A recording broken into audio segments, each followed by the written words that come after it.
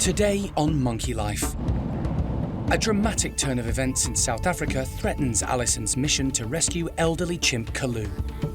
I'd like you to acknowledge that your client then is compromising the health and welfare of an endangered species. The team are locked out of the property where the chimp lives and can't reach her. The man is holding Kalu ransom, who now owns the property, and he's locked the gates. And when they do gain access, things go from bad Oh, she's just fallen out the tree. to worse.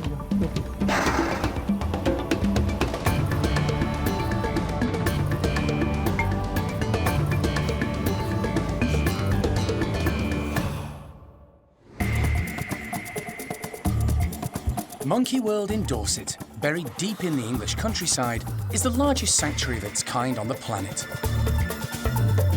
The team, led by Dr. Alison Cronin, rescue and rehabilitate abused and unwanted primates from all over the world. I can't keep her in, get her in. Okay, got it. The park provides a home for more than 260 monkeys and apes from 24 different species.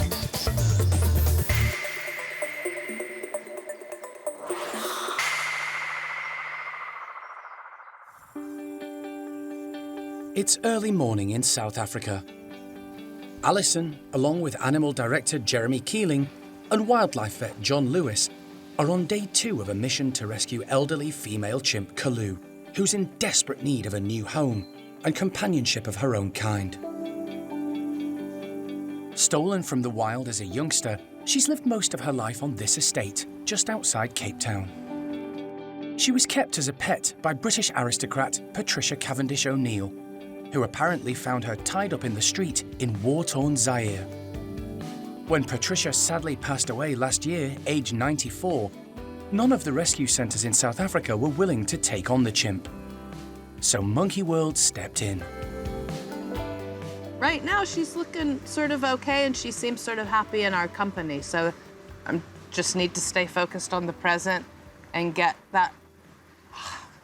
When those wheels lift up and she's on board the flight, then I'll be able to relax a bit. Since Patricia's death, her neighbour, Rene Grobler, owner of nearby Monkey Town, has been caring for Kalu. He was instrumental in getting Alison on board. I've never had the experience of introducing new chimps to other chimps. So we've contacted some places in South Africa, local zoos and stuff, and no one could take her in. They had an issue with her because she was hand-reared, and that's why I contacted Alison to come and help us out. Rene's staff put together a morning feed for Kalu, while preparing breakfast for their other charges. Alison is concerned the chimp's looking thinner than in recent photographs she was sent. It seems she has a liking for unhealthy snacks. The team will check her over and take bloods in South Africa, but she'll need a thorough health check when she arrives in Dorset.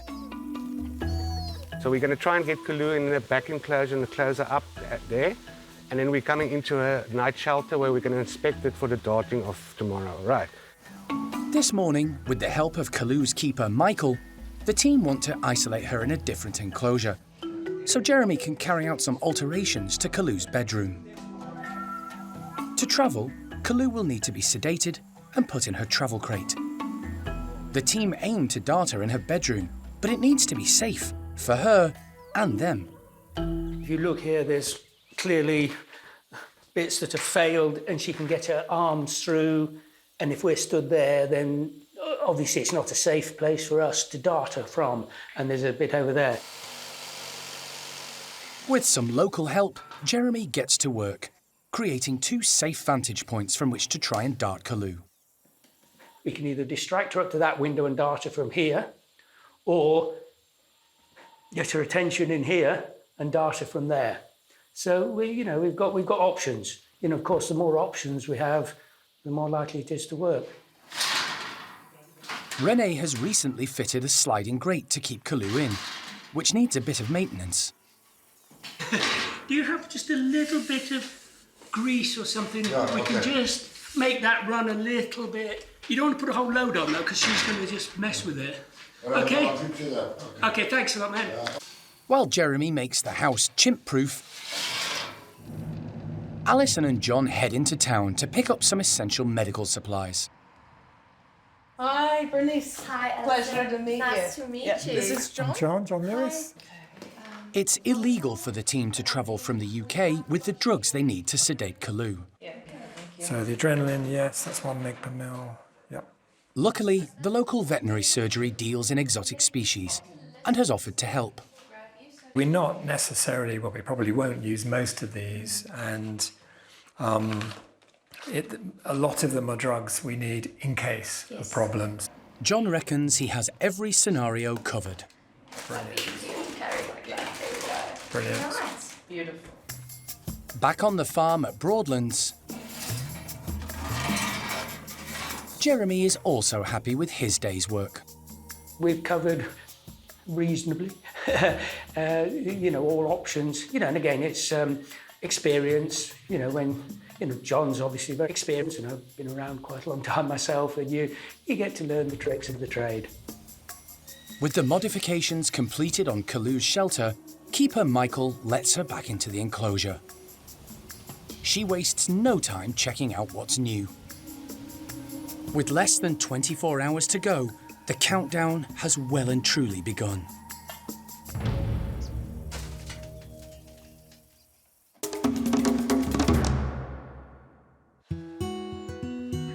The primate care team at Monkey World are always striving to keep the lives of their charges exciting and interesting. New forms of enrichment pique the primates' curiosity and make for a stimulating day. Today, the park's second largest group of woolly monkeys is in for a very colourful, nutritious and rather prickly treat. The team have harvested lots of rose hips and are placing them all around their outside space. The 6 members of the Pond Woolies group live in a wonderful enclosure, packed with wild plants.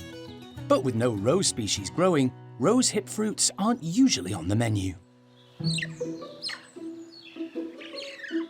They head out, immediately spotting something new and greeting it with excited trilling. Enzo wastes no time grabbing a bunch of rose hips on the run.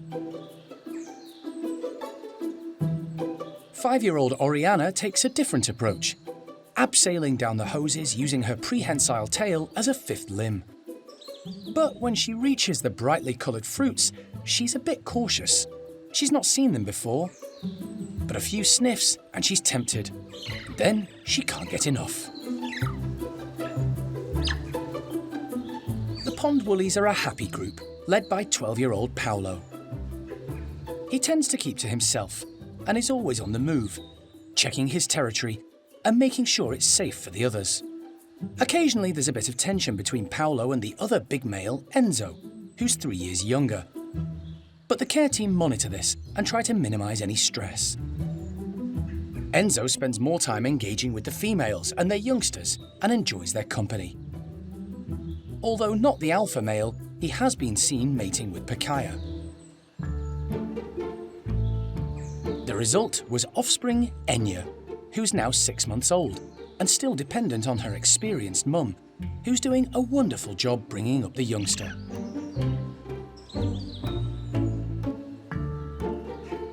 Enya also has the added benefit of 2 older siblings to show her the way, Claude and Oriana.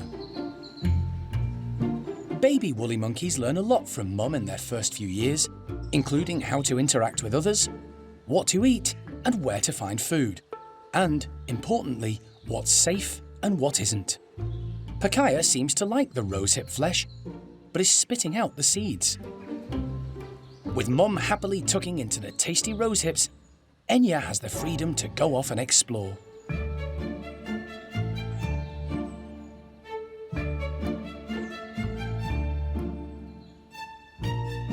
And she certainly makes the most of it. Even trying out the rosehips herself. The rosehips' prickly thorns have proved no obstacle to this group of contented woolies who have a rosy future ahead of them.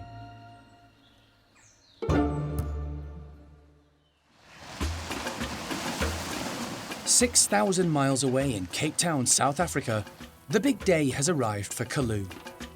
She's about to begin her long journey to a new home at Monkey World. Alison, Jeremy and wildlife vet John Lewis have spent the last 2 days organising and getting everything ready for the move. So this is it. Today's the day. But I think we've got everything sorted. We've got a good plan in order to get Kalu safely into the box. You know, best laid plans and all of that. I'm sure it'll need some tweaking. We've got so many people helping us out, which is great.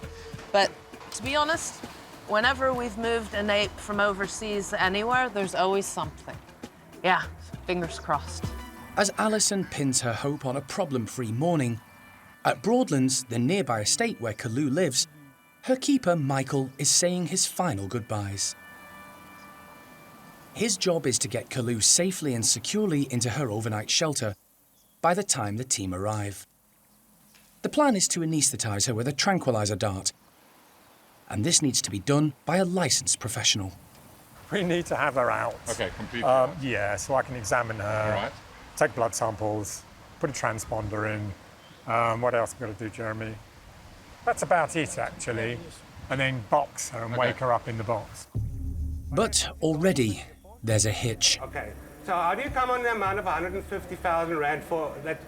The gates on the farm at Broadlands, where Kalu is staying, have been locked shut, and no one can get in. An endangered species. Alison and Renee frantically phone around to find out what's going on.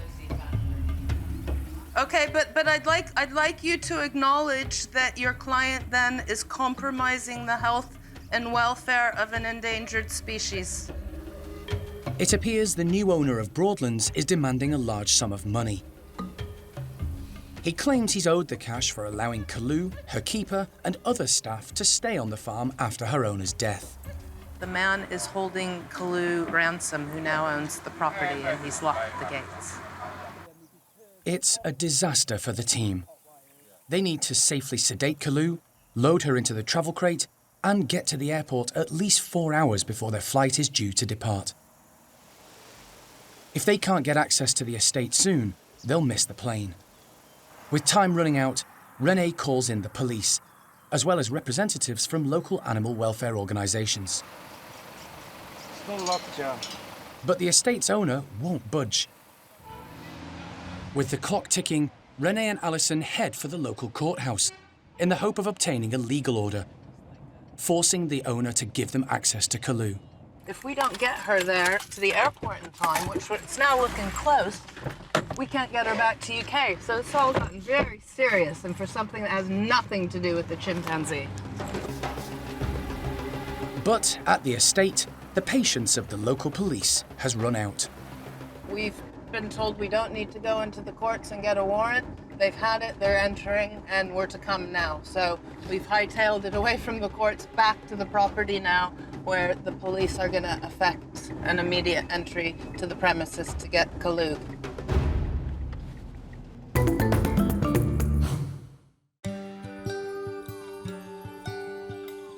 The days are drawing in, and the weather's getting colder. Autumn heralds the arrival of flu season at the park. And the primate care staff are busy ensuring every ape receives a seasonal vaccine. Flu jabs are incredibly important for chimpanzees. They're very genetically similar to us, they're very close to us genetically, so it's important they have the flu jabs because there is a good chance of them getting a cold or flu virus if it's going around, particularly with the staff. We have a lot of members of staff here, so it spreads through the staff really quickly. A lot of the time our chimps, they do get the flu, they just have a really bad few days and don't feel great, but we want to do whatever we can to reduce that and actually keep them feeling good and happy and healthy. Many of our germs and viruses can affect chimps too. And because they live in large groups and are very social animals, infections spread rapidly. The flu vaccine is an important preventative measure, and today it's the turn of Brian's group of 5 to receive theirs. Most of the apes at the park have been trained to accept injections. Some are better than others. Shoulder. Leader Brian is a perfect example, presenting his shoulder straight away. He doesn't flinch as Lisa gives him the vaccine. Good boy. And he's rewarded when it's done. There you go, darling. The rewards have to be really high value, so we tend to use things that we don't normally use in their daily diet. So with the flu jabs today, because we know it's going to hurt them a little bit more than the training, they have little cups of peanut butter and custard, and then we also have a fruit cup with a little bit more custard in that as well. So particularly for our larger chimps that maybe don't get peanut butter treats as often, it's a really good thing, so they're that bit keener to work for it. Ready? Ash quickly follows suit. Good girl. Well done. So does Lulu. After almost 20 years at the park, she's seen it all before. Good girl, well done. But the youngster in the group, 14-year-old Rodders, is a bit wary at the sight of a needle. Come on. Rodders. Even with the incentive of a tasty reward, he needs a lot of persuading. Shoulder. Thank you. Come on. But the care team are patient. It's important the chimps learn to cooperate and take the vaccine willingly. I think the thing to remember is we've got such a mixture of backgrounds with our chimps. Some of them, like Clean and Grisby and Kathy, that are from a lab, they're used to having injections and it does not bother them at all having an injection. Other chimps may not be so used to that sort of thing or may have come across injections in other ways. So I think their background plays a little bit part of it, but it's also just a mixture of personalities and what someone's more confident in, the others aren't so much. But the ones that are more nervous tend to get a lot more practice throughout the year. The ones that are much more confident with it tend not to need as much work throughout the year. Nari! The newest member of the group, Nari, arrived just a year ago from Thailand. She spent most of her life on her own, but has adjusted really well to living in a group. And her training is coming along too. Ready? She does pick up behaviours fairly well. The issue we have with Nari is she gets a little bit distracted by boys. So if there's a man around, whether that's a member of the public by the window or whether it's just one of the keepers, she's more focused on them than she actually is on the training. It's just a case of getting her focus, and that's just us getting to know her more. Although she's been here a year, we've still got a lot more to learn about her personality, and when we find the thing that really motivates her, that's when we'll really see her training improve. Good girl. With every member of Brian's group eventually accepting their flu jabs, all the park's chimps have now been vaccinated and are protected for another year. As they enjoy some winter sunshine in their outdoor enclosure, Brian's group are totally unaware a new chimp is due to join them. Back in South Africa, Alison and the team have finally gained access to the farm estate in order to rescue that very chimp, female Kalu. It took the threat of court action, protesters and police for a deal to be struck to get them inside the gates. But the hold-up means the team and Kalu have missed today's flight to the UK. I've managed to, in the meantime, make a million phone calls and get both Kalu rescheduled on the cargo manifest, which is no easy task, and get us put onto the same flight with her. So it's an absolute nightmare. And now we get to do our real job, which is helping the chimp. They're sticking with their original plan to anaesthetise Kalu with a dart to get her into her travel crate. Because of the delays, she'll have to stay there all night before heading to the airport in the morning. But when Jeremy reaches Kalu's enclosure, she's still outside and eating. Everything the team didn't want. An unhappy Jeremy persuades Kalu's keeper, Michael, to help try and entice her indoors. Hello, come on. No. Oh. You're coming in. Coming in. Come on. But when Jeremy attempts to shut the improvised slide, Kalu is having none of it. Angry and agitated, she pulls the slide out of Jeremy's grasp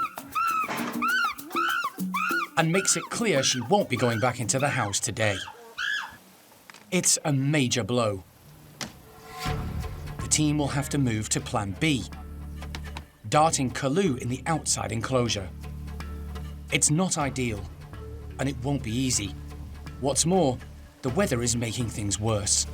The wind, man, that's another obstacle. It doesn't make darting in the whole procedure easy, really sort of unpleasant at the moment. Kalu is still agitated. She knows something's up and is constantly on the move. Finding a clear shot is proving very difficult. But then an opportunity presents itself. She stops still for a split second, and the marksman takes the shot. The dart finds its mark. But with all the drama, Kalu's keeper Michael has failed to secure the gate separating the two outside enclosures. Kalu races through, and to the team's dismay, climbs the nearest tree. Up in the tree. 30 feet up in the branches, with a full dose of anaesthetic about to take effect, it's a dangerous situation for the chimp. As Kalu begins to get drowsy from the effects of the drug, the team can only watch and wait. Yeah, and let me just work out how to... Where's the gate? Is that a gate there? I was going to get the keys and... Then, without warning, disaster. Oh, she's just fallen out the tree. Kalu falls, hitting the ground hard. The team must reach her quickly. She may have sustained a serious injury from the fall. But the gate to the enclosure is chained and padlocked. Renee, can you bring your bolt proppers? Jeremy tries bolt cutters without success. All the while, Kalu lies motionless, with Alison just feet away on the other side of the fence. Brute strength and desperation do the trick. Here you go. That's what we need. I knew we bought you for a reason. We're in. Jeremy, quickly followed by wildlife vet John Lewis, armed with his equipment, rushes straight in. John checks Kalu over. Her vital signs are good. Got a good pulse in there. On first inspection, she doesn't appear to have any broken limbs. But John can't be certain Kalu hasn't sustained any internal injuries. Okay, we're good. Right. You got that? Well done. He decides the safest option is to move Kalu into the shelter to check she's okay, as well as take blood and microchip her before loading her into the travel crate. Yeah, we got that. With the rearranged flight from South Africa not until tomorrow afternoon, Alison is anxious to avoid any more complications. Oh, we got movement. Yep, oh. Right in the fingers, Jeremy. Wait. The team decide to leave the estate immediately and take Kalu back to Rene's, where they can keep a close eye on her. It's going to be a long night for all concerned.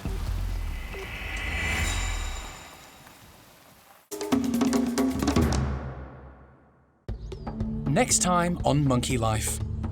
After a dramatic rescue in South Africa, chimp Kalu begins her journey to a new home in Dorset. She's alert, looking around. Quiet though, which is nice. All good. I think she's just checking out the show. Plus, nothing is mission impossible for the clever capuchins.